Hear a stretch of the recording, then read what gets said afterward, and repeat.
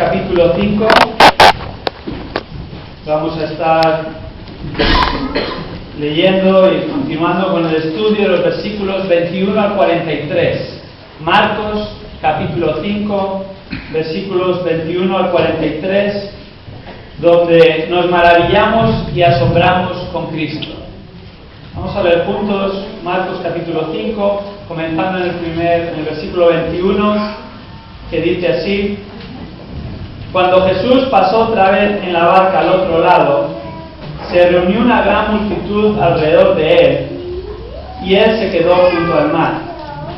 Y vino uno de los oficiales de la sinagoga, llamado Jairo, y al verle se postró a sus pies, y le rogaba con insistencia, diciendo: Mi hija está al borde de la muerte. Te ruego que vengas y pongas las manos sobre ella para que sane y viva. Jesús fue con él, y una gran multitud le seguía y le oprimía.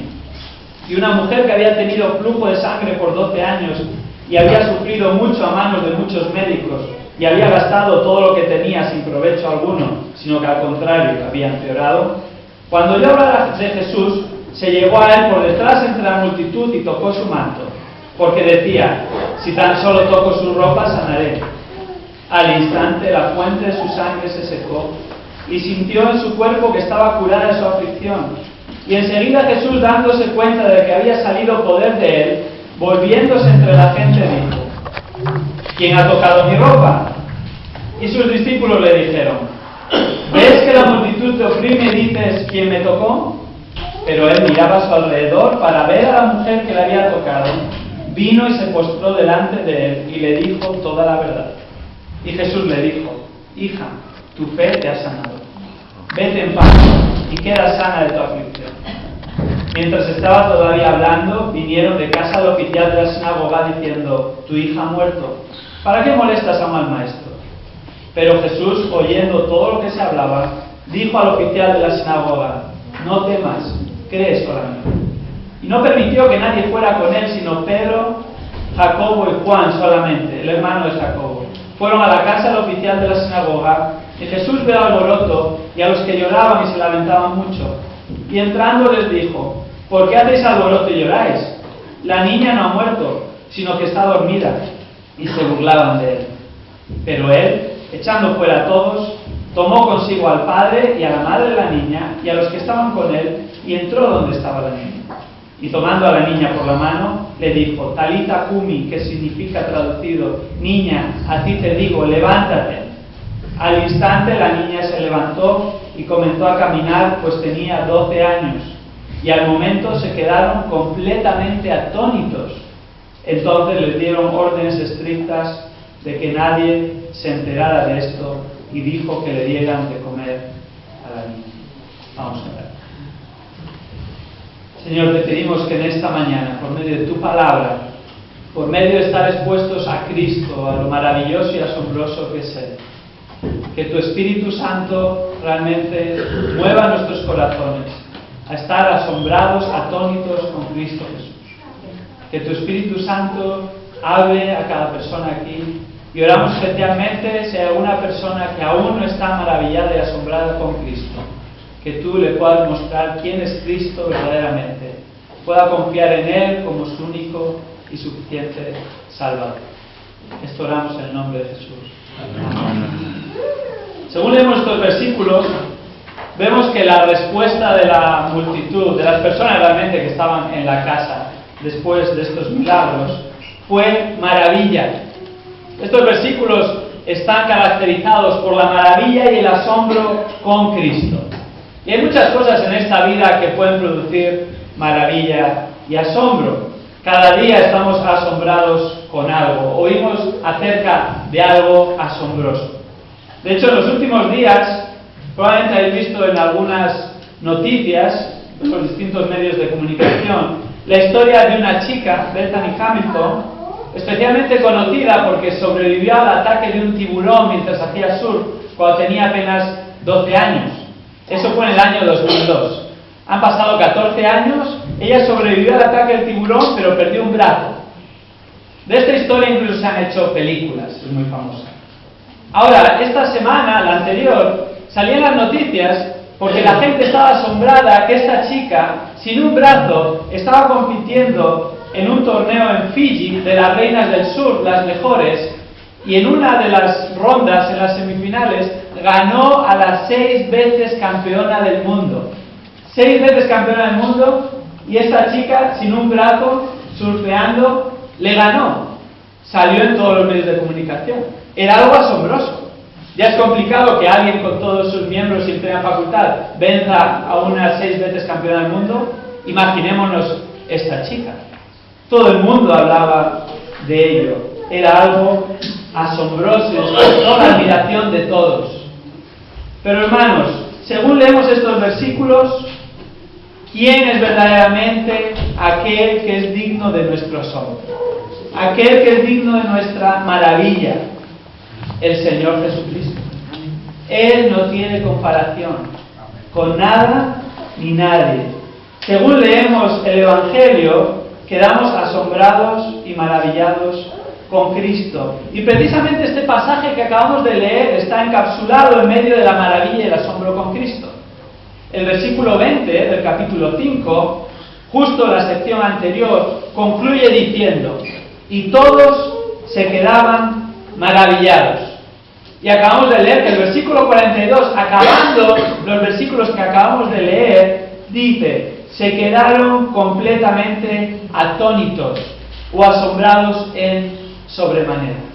La gente que llegaba a conocer a Cristo, que estaba a su alrededor, que veía su grandeza, que veía su poder, que veía su gloria, la respuesta era de maravilla, de asombro, quedando completamente atónitos. Y en estos versículos vemos que estamos maravillados y asombrados con Cristo por su señorío sobre lo físico.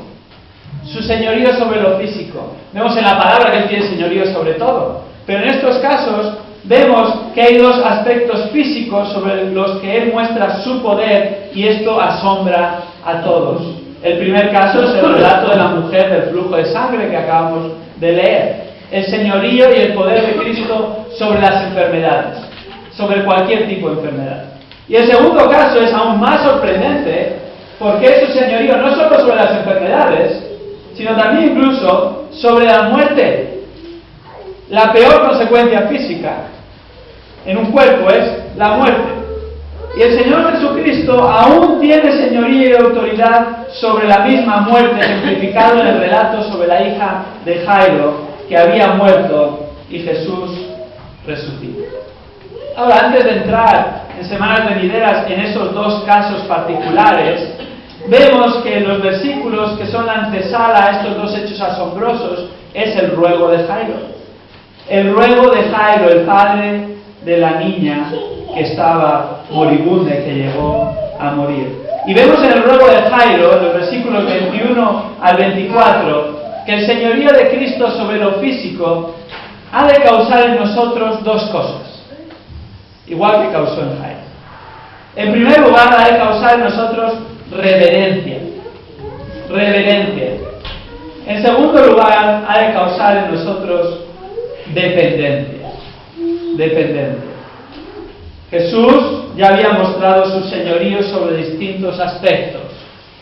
En el capítulo 4, versículos 35 al 41, estaban atravesando, junto con sus recién estrenados discípulos, el lago de Galilea. Se levanta una gran tempestad hasta el punto de que los discípulos temen por su propia vida. Y en esta gran tormenta, Jesús, después de ser despertado por los discípulos, en cierta manera egoístamente reprochándole: no te importa que perezcamos, Él sosegadamente, sin mediar palabra con ellos, se pone de pie en la embarcación, lo cual ya es un milagro en sí mismo, en medio de esa gran tempestad, y manda que se calmen los vientos y el mar, y muestra su señorío sobre los elementos naturales. No solo muestra su señorío sobre los elementos naturales, lo cual produce asombro en los discípulos, que llegan a decir: ¿quién es este?, según están conociendo a Cristo, sino que además, a continuación, en el capítulo 5, los primeros 20 versículos, el Señor Jesucristo muestra su señorío sobre la esfera espiritual, su señorío sobre los elementos naturales en la travesía por el lago Galilea, y su señorío sobre la esfera espiritual en su encuentro con el endemoniado Gadareno. Un endemoniado que cuando Jesús le pregunta ¿cómo te llamas?, él que contesta, Legión. Y a continuación le da la explicación. ¿Por qué? Porque somos muchos. No era un endemoniado cualquiera. Era una persona poseída por multitud de demonios. Legión era el equivalente a 6.000 soldados del ejército romano. No sabemos si es exactamente 6.000 o cuántos eran exactamente, eran muchos, probablemente al menos 2.000, porque cuando Jesús libera a este hombre y envía a los demonios a la piara de cerdos adyacente, dice que era una piara de 2.000 cerdos y todos se precipitaron por el acantilado. Sea un número u otro, era una gran multitud de demonios. Y Jesús muestra su señorío incluso sobre la esfera espiritual, sobre los demonios, sobre quienes Él tiene autoridad. Y lo muestra de dos maneras. Una, expulsándoles. Es obvia, ¿verdad? Solo el que tiene autoridad y poder puede pedirles que salgan, ellos le hagan caso y se precipiten. Pero más sorprendentemente, aún Él muestra su autoridad y poder porque Él es el mismo Hijo de Dios, Dios hecho hombre, y los mismos demonios lo reconocen cuando viene a su encuentro, y el versículo 7 dice, Hijo del Dios Altísimo. Los mismos demonios reconociendo la deidad de Cristo y suplicándole, no nos envíes antes de tiempo al abismo. Como veíamos en Apocalipsis capítulo 20, ahí van a ser enviados por la eternidad todos los demonios, Satanás y todos aquellos que no confían en Cristo Jesús como su Señor y Salvador. Y veíamos en los pasajes paralelos que ellos le decían a Jesús, ¿has venido a atormentarnos antes de tiempo? ¿Has venido a enviarnos al abismo? Ellos saben cuál es su final. Solo que decían, antes de tiempo, aún no ha llegado el momento. Reconocen el señorío, la autoridad de Cristo.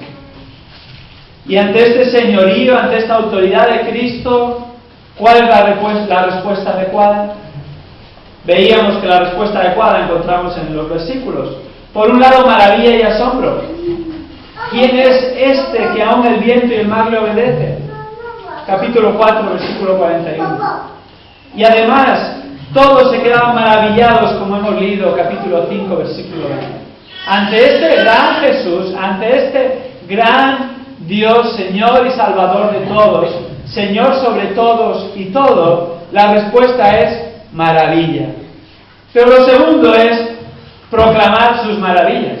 No solo quedar ensimismados en sus maravillas y en lo asombroso que es Él. Ese es el comienzo. Pero lo segundo es lo mismo que le dice Jesús al gadareno liberado. Cuando el gadareno liberado le dice, déjame ir contigo, era una petición legítima y buena.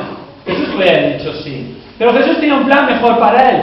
Le dijo, no, quédate aquí. Marcos 5:19. Y cuéntales cuán grandes cosas el Señor ha hecho por ti y cómo tuvo maravilla de ti. Cuando alguien está maravillado y asombrado con algo, habla de ello, ¿no es así?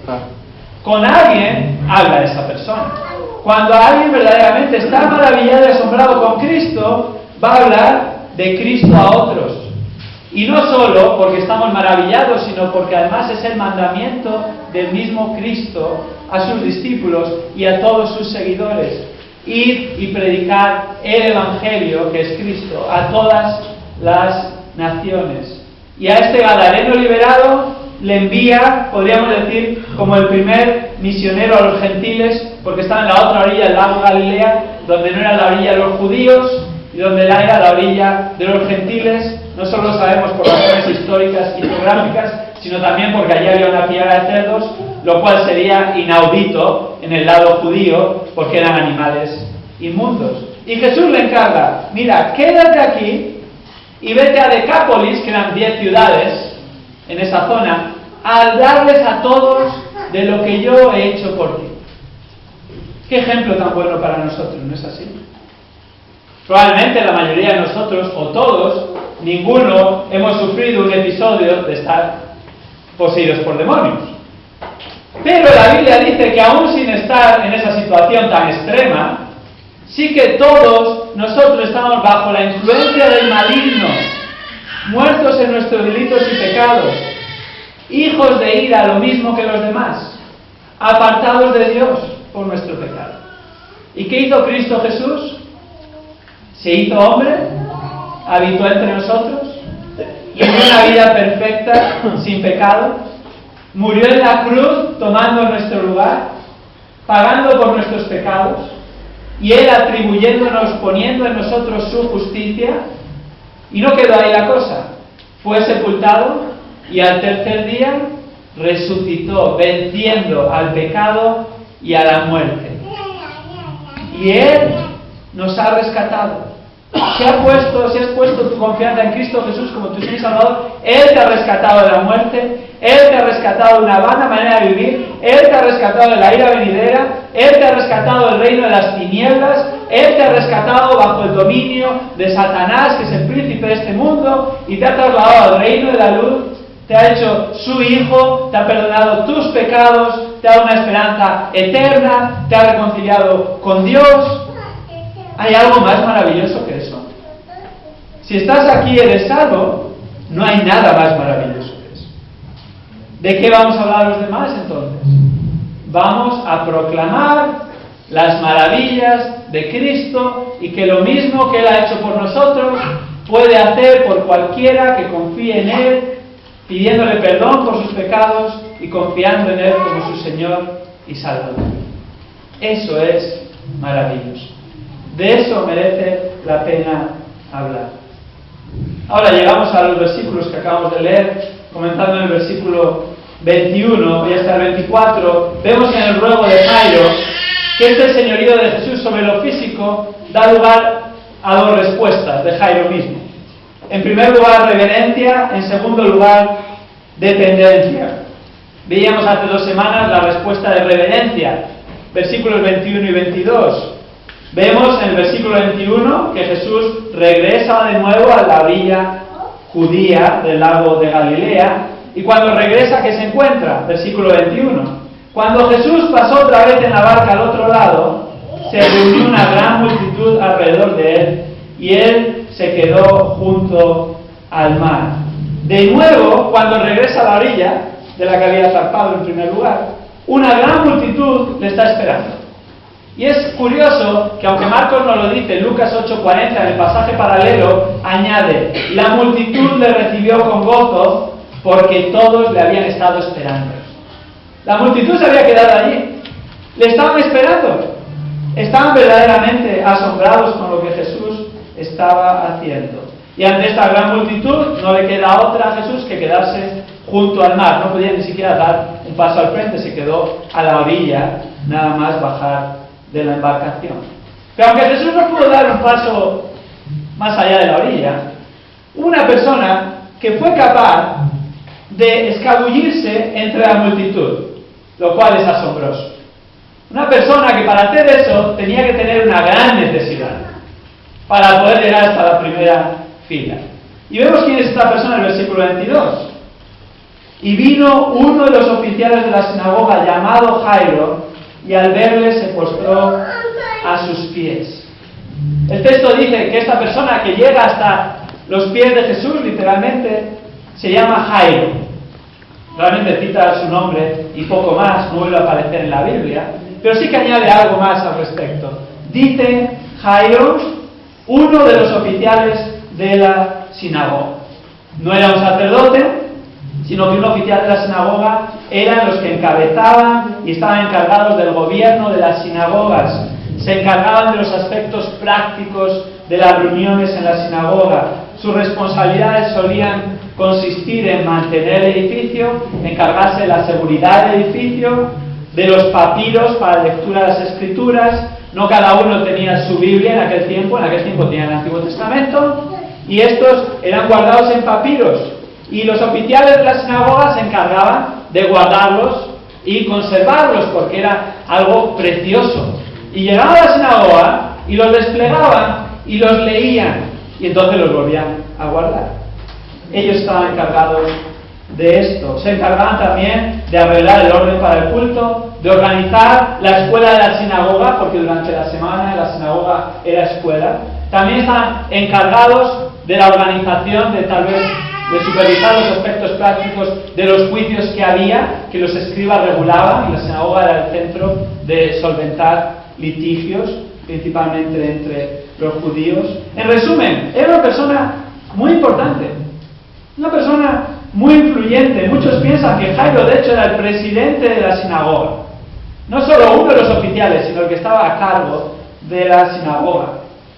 Y esta persona tan influyente, tan importante, que era conocido por todos, y la multitud estaba allí, la respuesta natural no hubiera sido llegar y postrarse a los pies de otra persona. Era muy importante, no iba a hacer eso humanamente hablando. Y sabemos qué significaba eso en aquella época. Eso significaba una muestra de que ante el que te postrabas estaba reconociendo la autoridad, la superioridad de ese ante el que estabas presente postrado. Y esto es lo que hace Jairo. Esta persona tan importante viene a los pies de Jesús, se postra al verle, reconociendo en ese contexto y en esa sociedad, Él es superior a mí. Él tiene autoridad por encima de la mía. De hecho, en el pasaje paralelo, citando el mismo episodio de Mateo 9:18, utiliza un verbo que a menudo en el Nuevo Testamento significa también adorar. Era una muestra de adoración. Sí, se inclinó por su súplica, reconociendo la superioridad de Cristo, su grandeza, su autoridad, pero también en cierta manera como una muestra de adoración. Mostró reverencia a Cristo.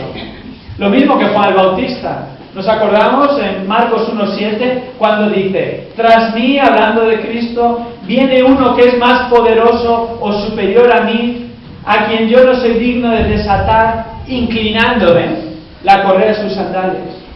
Juan el Bautista, a pesar de ser una persona influyente, importante, a pesar de ser un profeta en el espíritu de Elías, a pesar de tener muchos seguidores, hasta el punto de que temían Herodes el tetrarca matarle porque podía levantarse una gran multitud en contra de él, a pesar de que Jesús dice que entre los nacidos de mujer no había nadie mayor que Juan el Bautista, él ante Cristo reconoce su superioridad, su grandeza y dice: mira, detrás de mí viene uno que es Cristo, de quien yo no soy digno de hacer la labor del esclavo más bajo en una casa, que era desatar la correa de sus sandalias. Y ni siquiera, no solo puedo hacer eso, si ni siquiera puedo hacerlo inclinándome en el suelo, porque no soy digno ni de inclinarme a sus pies. Qué increíble, ¿verdad? Ese es el corazón adecuado. Así hemos de venir a Cristo, viendo su grandeza, viendo su autoridad, viendo su poder. Cristo no es un colega, Cristo no es un personaje histórico meramente. Cristo no es aquel genio de la lámpara maravillosa que solo está ahí para hacerme feliz y quitarme mis miedos y quitarme mis temores y darme una vida más fácil.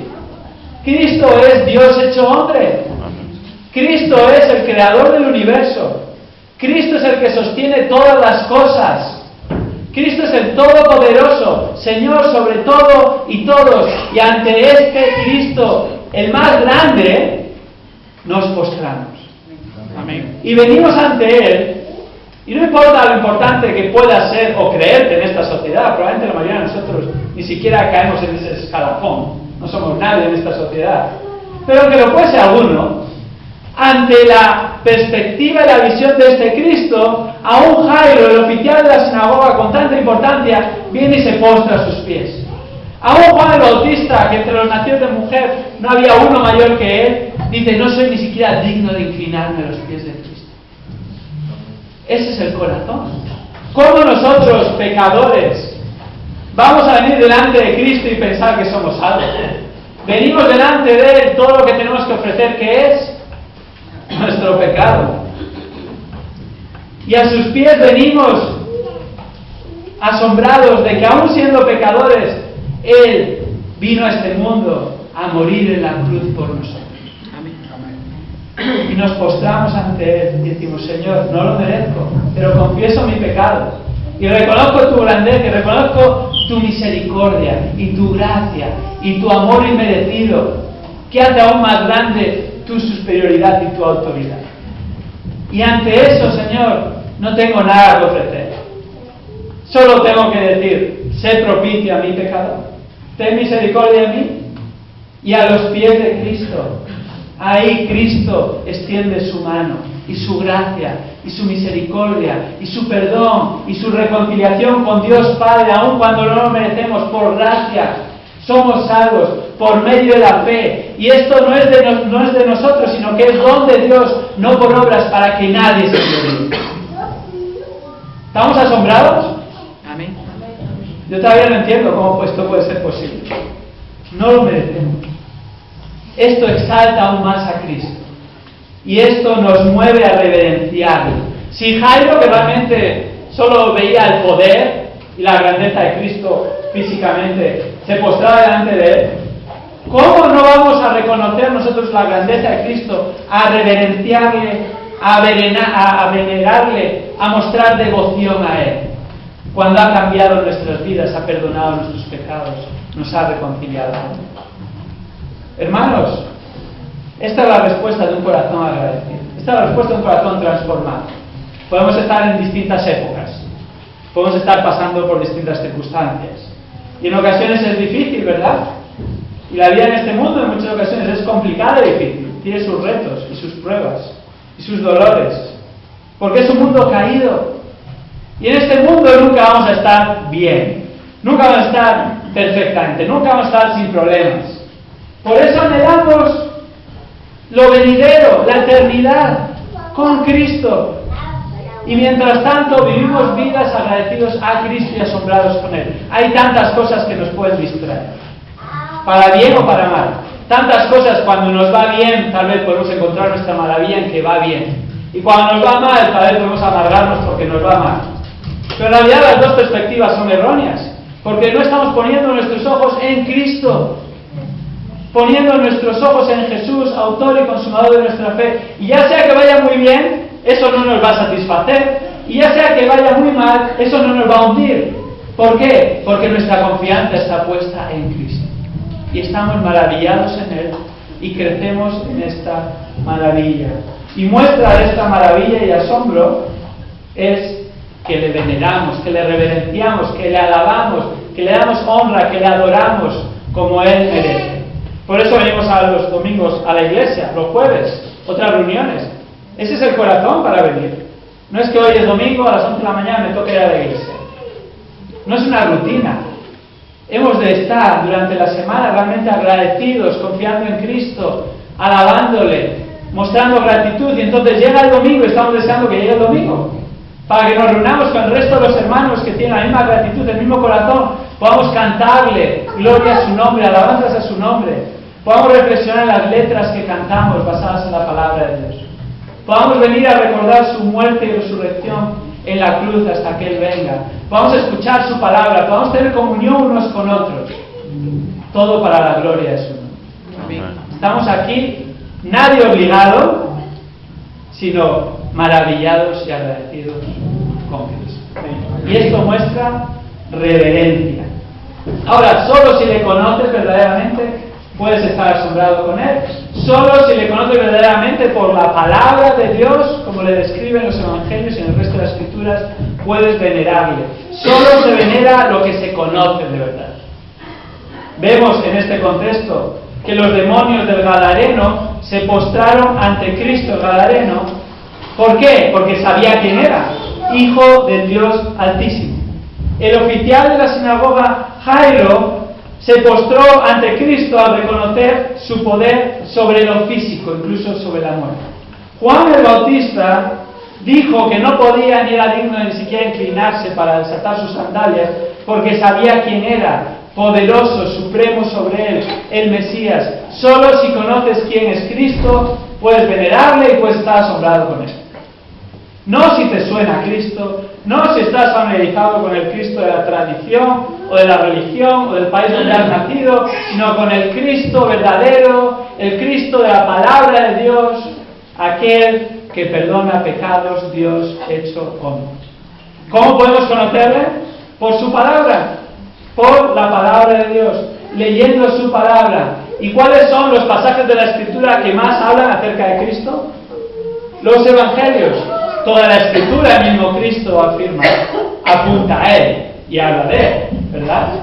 Pero los Evangelios principalmente nos relata su tiempo en esta tierra. Y si queremos crecer en nuestra maravilla con Cristo, hemos de estar leyendo su palabra, toda la palabra que apunta a Él, pero especialmente los Evangelios, para estar ahondando en quién es Cristo, en su grandeza y crecer en nuestra maravilla de Él. Y esto produzca en nosotros reverencia, adoración de un corazón agradecido.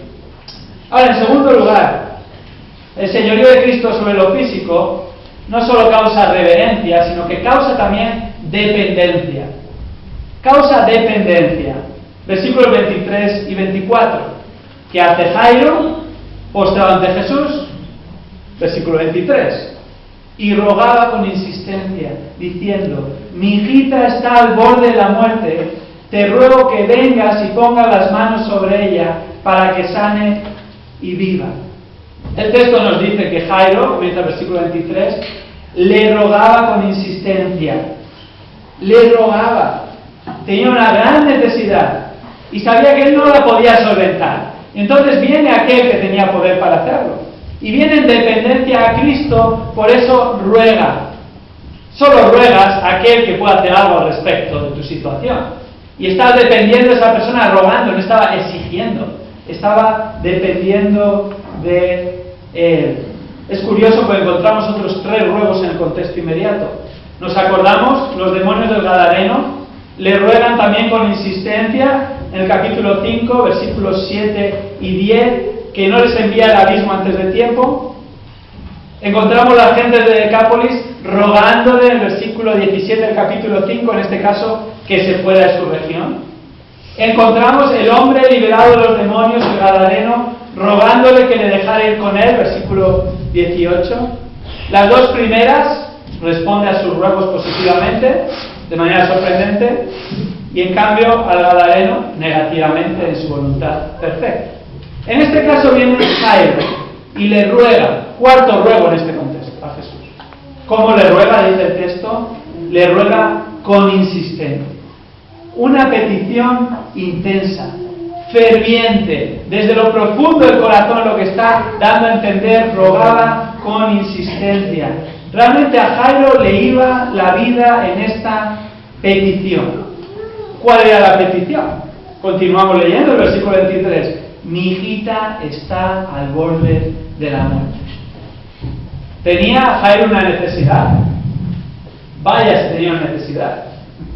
Su hija estaba al borde de la muerte. Tenía una necesidad literalmente de vida o muerte. Su hijita, dice el texto, está al borde de la muerte. Literalmente es una expresión que se utilizaba en aquel tiempo coloquialmente y que daba a entender que alguien estaba en el último suspiro, a las puertas de la muerte. Estos días mi madre en el hospital estuvo 2 semanas, luego salió 2 días, ya lleva otra semana y pico, y la primera vez que estuve en el hospital han pasado los compañeros, las compañeras por allí, vas conociendo gente, oportunidades de hablar del Evangelio, y una de estas personas era una monja. Ya tenía 90 y pico de años y venían otras monjas a cuidarle y tuvimos varias conversaciones muy interesantes, también con personas que visitaban, estuvimos hablando del Evangelio. Pero algo que me sorprendió fue ver cómo esta monja ya en sus 90 y pico años de edad estaba literalmente al borde de la muerte. Y cada vez que iba a visitar a mi madre iba viendo los pasos, mañana, tarde o de un día para otro, iba viendo realmente cómo ese borde de la muerte iba llegando más y más a su fin, hasta que finalmente un día por la noche pues murió. Los últimos suspiros. En esa situación estaba la hija de Jairo. Estaba muriendo, hasta tal punto que el texto más adelante nos dice que cuando ya sucede el episodio de la mujer con el flujo de sangre, viene de la casa de Jairo y dice: mira, no molesten más al maestro porque ya murió. Jairo sale de la casa, está en los últimos suspiros, según está en el proceso, estaba realmente al borde de la muerte hasta el punto que muere. ¡Qué necesidad tan increíble! Ante esa situación, Jairo ¿qué va a hacer? ¿Puede algún ser humano socorrer a alguien cuando está al borde de la muerte? Nadie. Ni los médicos pueden hacer nada cuando una persona llega a ese punto. Ningún ser humano puede hacer nada. Ni la técnica puede hacer nada. Llegado a ese punto. Y Jairo viene a Jesús en total dependencia, sabiendo que el único que podía hacer algo era Jesús. Y viene en total dependencia porque era su hijita. El texto dice su hijita, por su corta edad y también por un término cariñoso y de amor hacia ella. Tan corta edad que más adelante en Marcos 5:42, el pasaje paralelo en Lucas, nos dice que tenía 12 años. 12 años es corta edad. Pero en aquel tiempo, a los 12 años, era cuando se consideraba que una niña pasaba de la niñez a ser una mujer. Y los judíos, incluso a partir de los 12 años, ya permitían, y en muchos casos sucedía, que una niña de esa edad, en nuestro contexto, fuese considerada mujer, incluso fuese a casarse. Estaba en la flor de la vida, realmente. Apenas 12 años. Y no solo eso, sino que en el pasaje paralelo, Marcos no lo cita, pero en Lucas 8:42 dice que era su hijita única. Su única hija, de 12 años, al borde de la muerte. Tal vez no nos podemos imaginar, o tal vez los que tenemos hijas cerca de esa edad nos podemos hacer una idea. Qué situación tan increíble. Qué tremendo.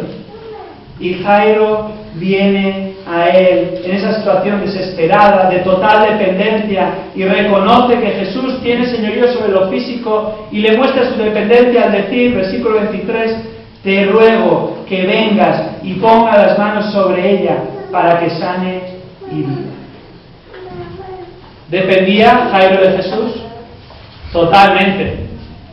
Era su única esperanza. En su total desesperación acudió a Jesús y por eso le dijo, ven conmigo por favor y aún pon tus manos sobre ella. Según leía este versículo, esa afirmación, pon sus manos sobre ella, pensaba, ¿era lo común en aquel tiempo? ¿Por qué dice Jairo, pon tus manos sobre ella? Y buscando un poquito y estudiando el tema, realmente no era lo cotidiano en aquel tiempo, ni en el Antiguo Testamento, ni en la literatura rabínica, ni en ningún otro contexto se asociaba poner manos con sanidad. Jairo no es que estaba acudiendo a él para decir, mira, esto es lo que se suele hacer, entonces si haces esto, la niña va a curar. No, estaba reconociendo el poder de Jesús, que aún con un leve toque de Jesús, por su poder, podía curar a esta niña al borde de la muerte. Es increíble, qué dependencia. Y por si nos queda alguna duda, acaba el versículo 23. ¿Para qué quería que pusiese las manos? Para que se salve y viva, para que sea librada de la muerte y viva, implicando que solo Jesús la podía salvar y librar de una muerte segura. Cuando Jairo tuvo esta necesidad, acudió en total dependencia al único que podía solventar su necesidad y problema, a Cristo. Ahora nosotros, ¿a quién acudimos? Cuando estamos en necesidad, cuando estamos desesperados, cuando las situaciones nos desbordan, es más, antes aún de llegar a ese punto, ¿a quién acudimos? ¿De quién dependemos? ¿De Cristo? ¿Dependemos de Él? ¿Vamos a depender de otras personas porque tengan tal vez una posición superior a nosotros? ¿O vamos a depender del gobierno? ¿O vamos a depender de tal vez personas más sabias que nosotros? O lo que el mundo dice que es la sabiduría y lo que te va a ayudar, lo que te va a hacer que estés en paz, lo que te va a resolver los problemas. ¿O vamos a acudir a Cristo? Solo si conocemos a Cristo verdaderamente. Y solo cuando conocemos su poder y su autoridad, vamos a ver que el resto de cuestiones, incluso nosotros mismos, no le llegamos ni a la suela de los zapatos. ¿Cómo vamos a acudir a otro lugar en lugar de acudir a Cristo? Y hermanos, cuando acudimos con confianza en Él. ¿Qué confianza de Jairo? Va allí y le dice, mira, con solo que ponga las manos, se va a librar y va a ser sana y vas a librarla de la muerte. ¡Qué increíble! ¿Qué confianza? Hermanos, acudimos a Cristo, sí. ¿Acudimos con confianza? Ahora, si nos fijamos en las circunstancias y nuestra mente está dándole vuelta a las circunstancias y pensamos humanamente hablando, no vamos a acudir con confianza, porque los problemas y las circunstancias nos van a sobrepasar. Y vamos a centrarnos en nosotros mismos. Ahora, cuando nos centramos en Cristo, no pasando por alto las circunstancias que están ahí, no pensando positivamente, bueno, todo va a ir bien, puede ser que no, puede ser que todo siga mal, pero acudimos a Cristo y reconocemos su poder, su señorío sobre todo, vamos a acudir confiados en Él, sabiendo, si Él quiere, puede cambiar esta circunstancia. Si Él quiere, puede sanar a quien quiera. Y vamos a confiar en Él. En ocasiones lo va a hacer. En otras ocasiones, tal vez no. Pero eso no quiere decir que Él no puede hacerlo, ni Él tenga el poder para hacerlo. Él lo tiene. Confiamos en Él. Y hemos de acudir a Él. Como hizo la viuda con el juez injusto. ¿Nos acordamos de esa parábola? En Lucas capítulo 18. En Lucas capítulo 18, los versículos 1 al 8, nos habla de esta viuda. Y en realidad esta parábola, dice el versículo 1 de Lucas 18, es acerca de orar en todo tiempo. Orar sin desfallecer. Que en cierta medida es rogar por el contexto a Dios, en medio de cualquier circunstancia. Y Jesús insta a sus seguidores a acudir a Dios, Dios Padre en este caso, en oración en todo tiempo, con insistencia, y esperar la respuesta de nuestro Padre Celestial. Y entonces, para ilustrarlo, les cuenta una parábola que todo el mundo podía entender. Les habla de esta viuda que tenía una necesidad y acudió a un juez, y el juez era injusto, como todos los hombres somos injustos, pero este juez se caracterizaba especialmente por ser injusto. Y entonces, ante esa situación, tú piensas, bueno, por mucho que esta viuda venga a rogar a este juez injusto, el juez injusto no va a hacer justicia. Bueno, según cuenta la parábola, nos dice que el juez injusto, solo para que le dejase en paz la viuda, para dejarse tranquilo porque insistía, rogaba con insistencia, le hizo justicia y le dio lo que pedía. Y a continuación lo ilustra y dice, fijaros, si el juez injusto, por los robos de la vida insistentes, le hizo justicia, dice Lucas 18:7, Dios, ¿cuánto más Dios hará justicia a sus escogidos y responderá a quienes claman a Él día y noche? Amén. Qué tremendo el ejemplo, ¿verdad? Sí. ¿Cómo Dios no va a responder a los que claman a Él día y noche, especialmente a los escogidos, a su pueblo, a sus hijos? Ahora, la duda no es sobre si Dios va a responder o no, porque la parábola concluye en el versículo 8 de Lucas 18, que la duda está sobre si los hombres van a confiar en Dios o no, y si cuando Cristo regrese a esta tierra encontrará fe en esa tierra. El problema no está con Dios, el problema está con nosotros. ¿Qué hemos de hacer nosotros? Rogar con insistencia, venir a Él, confiar en Él, y que nos ayude en nuestra flaqueza, y que nos ayude en ocasiones nuestra incredulidad, y que nos ayude en ocasiones nuestras circunstancias que nos desbordan, y venir a Él y reconocer nuestra debilidad. Señor, tú tienes que producir esta obra en mí. Pero yo voy a venir a ti, voy a seguir confiando en ti, voy a seguir rogando a ti. Y hay tantas necesidades de las que dependemos de Él, ¿verdad? En realidad en todo dependemos de Él. Tantas cosas. Estamos orando por familiares, por vecinos, por conocidos, para que Dios les salve. ¿Y podemos hacer nosotros algo? Bueno, podemos hablarles de Cristo, podemos darle la palabra de Dios, podemos orar por ellos, podemos rogar, ¿verdad? Pero ¿de quién dependemos para que haga la obra? De Dios. Dios es el único que puede producir ese cambio. Entonces, hermanos, no desfallezcamos, roguemos, vengamos a Dios, oremos, confiando en Él. Él tiene poder para hacerlo. En ocasiones son situaciones físicas, como el relato que acabamos de leer. Pues enfermedades de un tipo u otro. Estaba hablando con varios hermanos antes de la reunión y varios con achaques de lumbago o de huesos o recuperándose de operaciones o incluso algunos en el hospital. Bueno, confiamos en Dios, ¿verdad? Dependemos de Él. Venimos a Él y le rogamos. y nos sometemos a su buena voluntad. ¿Cuál fue la respuesta de Jesús al ruego insistente de Jairo, volviendo a Marcos capítulo 5? Esta sección concluye con el versículo 24, la sección del ruego de Jairo. Jesús contestó a su ruego.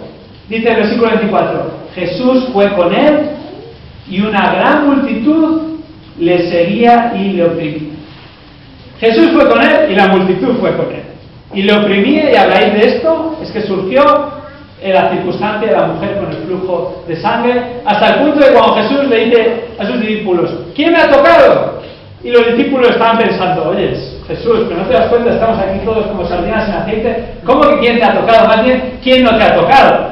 Pero Jesús sabía que alguien le había tocado y había salido poder de él y había sanado a esta mujer. Esto lo veremos en semanas sucesivas. Pero él con la multitud va a ceder al ruego de Jairo y Jesús va con él. Contestó positivamente al ruego de Jairo. ¿Tenía que hacerlo? No, no tenía por qué hacerlo. ¿Por qué lo hizo? Por su gracia y misericordia. Tuvo compasión de Jairo y fue con él. Podemos estar seguros de que cuando acudimos a él en total dependencia, la palabra de Dios dice que él siempre responderá. Y nos dice que su voluntad, dice Romanos 12:2, siempre es buena, siempre es agradable y siempre es perfecta. Amén. Y hemos de acudir a él con esta confianza. Y también, orando, como el mismo Jesús oraba en el jardín de Getsemaní, tenemos una petición. Jesús mismo rogaba al Padre, Padre, si es posible, pase en mí este cáliz, esta copa, la copa de la ira que se iba a derramar sobre él en la cruz del Calvario, pagando por nuestros pecados y recibiendo la ira que nosotros merecíamos. Jesús, como humano, como plenamente humano, rogaba, Padre, si es posible, pase en mí esta situación. Pero ¿qué dice a continuación? No se haga mi voluntad, sino la tuya. Así hemos de venir a Dios Padre rogando en dependencia de Él, por medio de Cristo, nuestro mediador, en dependencia del Espíritu Santo que mora en nosotros. Señor, mira mi situación. Te ruego por esta persona que le salves. Ten misericordia de él. Te ruego que me ayudes en mi situación, que tal vez me concedas un trabajo. Te ruego que me ayudes en mi debilidad, tal vez en mi apatía espiritual, o tal vez en mi dolencia física, o en cualquier otra situación que podamos estar viviendo. Señor, te ruego con insistencia acudir a Él cada día, pero en total dependencia y en total confianza. Señor, sé que lo que tú vas a contestar va a ser lo mejor, porque tu voluntad es buena, agradable y perfecta. Y que no se haga mi voluntad, sino la tuya, en cualquier circunstancia. Porque sabemos también, como dice Romanos 8:28, que podemos confiar en que a los que aman a Dios, todas las cosas les ayudan a bien, a quienes conforme a su propósito son llamados. Esto no quiere decir que nos va a dar todo lo que pedimos, ni lo que deseamos, según nuestro criterio humano. Esto no quiere decir que la vida va a ir color de rosa como hijo de Dios. Pero lo que sí quiere decir es que todo, aun las circunstancias adversas, todo nos va a ayudar a bien y que todo es parte del plan perfecto de Dios para nuestras vidas. Y que hemos de depender de Él completamente. Leía en días pasados la oración de un puritano en el libro El Valle de la Visión, que hemos cantado esta mañana, una canción también inspirada en esas oraciones, y decía, fijaros qué increíble, qué devoción por Dios y qué dependencia. Si me ofrecieras decidir por mí mismo en cualquier cosa, yo elegiría dejártelo todo a ti, porque tú eres infinitamente sabio, no puedes hacer mal alguno, como yo que estoy en peligro de hacerlo. Qué increíble cómo conocía a Dios y cómo conocía su propio corazón. Muchas veces queremos que se cumpla lo que nosotros deseamos. Y no nos damos cuenta que en muchas ocasiones incluso nuestros deseos, aunque sean legítimos, son engañosos como nuestro corazón. Y queremos que nuestra voluntad se imponga. Y pensamos, esto es lo mejor, tiene que suceder así. Hermanos, ¿quién está en control? Dios, no nosotros.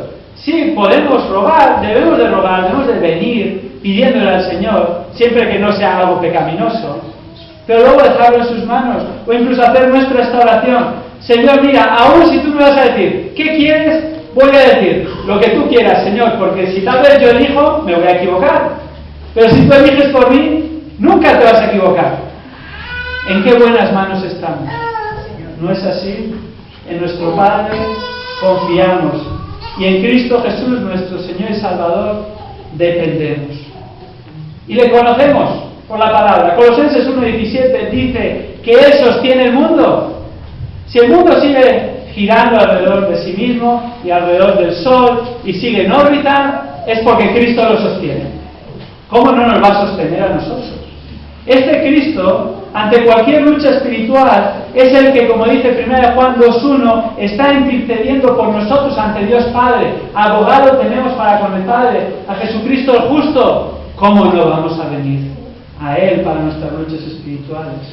Y vengamos, como Hebreos 4:16 afirma, acerquémonos con confianza al trono de la gracia para que recibamos misericordia y hallemos gracia para la ayuda oportuna. Acerquémonos con confianza, porque en Él vamos a recibir misericordia y gracia para la ayuda oportuna. Hermanos, vivamos en dependencia. Que según estamos asombrados con Él, según le conocemos más, nos lleve a depender más y más de Él, y que esto se muestre en nuestros ruegos a Él, en nuestra confianza en Él, y en medio de cualquier circunstancia, confiados a afirmar: su voluntad siempre es buena, su voluntad siempre es agradable, su voluntad siempre es perfecta. Amén. Y mientras Cristo regresa, o nos llame a su presencia, vivamos vidas que le agradan, descansando y confiando en Él. Todo el mundo estos días en las noticias está maravillado con la noticia de esta chica sin un brazo que ganó a 7 veces campeona del mundo. En estos días compartíamos en la reunión de oración por Eras cómo estamos asombrados y maravillados porque el Señor ha provisto más ofrendas para la construcción de Eras, y lo ha provisto por medio de algunos hermanos hispanos en Estados Unidos, el ministerio hispano de Grace Church, que es pastor Henry Toropilo, otro ministerio hispano de otro hermano, el pastor Montoya, luego un hermano que nos visitó hace poco, dio una ofrenda extremadamente generosa, otros hermanos están igualando esas ofrendas, y solo en esta semana, estas 2 últimas semanas, el Señor ha provisto unos 90.000 euros, 15 millones de las antiguas pesetas. La semana pasada vimos el PowerPoint, algún hermano de la congregación ofrendó 2.500 euros. Estamos asombrados, Dios lo está haciendo. Él tiene todo poder. Amén. Él es el que puede hacer cualquier cosa. Y nos da la oportunidad de ser partícipes de Él y de depender de Él. ¿Qué vamos a hacer nosotros? Nada. Nunca pensemos que nosotros podemos hacer algo. Dependamos de Dios. Y según veamos lo que Él está haciendo en nuestras vidas, según veamos lo que Él está haciendo a nuestro alrededor, según veamos cómo Él ha levantado ese edificio en Eras, que es solo un mero edificio, es un medio, no es un fin en sí mismo, ese edificio sin ningún tipo de deuda, como Él sigue proveyendo, no estemos asombrados con lo bien que nos va, o con un edificio, estemos asombrados ¿con quién? Con Él. Y que eso nos mueva a confiar más y más en Él. Y cuando en ocasiones, hermanos, su voluntad es que suframos, que padezcamos, que pasemos por dificultades, hermanos, estemos igualmente asombrados con Él. Y que eso nos lleve aún a una mayor dependencia completa de Él. Según le conocemos, le vamos a venerar, le vamos a adorar y vamos a depender de Él. Y oramos que si hay alguna persona hoy aquí que aún no ha confiado en Cristo como su Señor y Salvador, hoy sea día de salvación. Hoy el mismo Dios, por medio del Espíritu Santo,